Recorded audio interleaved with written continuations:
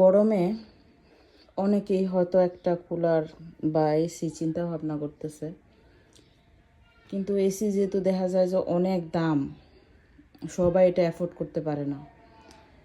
যার জন্য আমাদের মতো মধ্যবিত্ত ফ্যামিলির মানুষ যারা আছে তারা চিন্তা করে যে এই গরমে একটা কুলার কিনে নিই। কুলার কিনে নিলে গরমটা কম লাগবো, প্লাস ঘর ঠান্ডা করব। তো কুলার ঘর ঠান্ডা করে, এটা ম্যাক্সিমাম বিক্রেতাই বইলা বিক্রি করে। তারপর রিসেন্টলি আমার কিছু রিলেটিভ বন্ধুবান্ধব এরা ফোন দিতেছিল, কারণ জানে এরা আমি কুলার ইউজ করি, মেয়ের জন্য কুলার কিনছিলাম। তারা জানতে চাইতেছিল যে আসলে কুলারের সুবিধা অসুবিধা কী।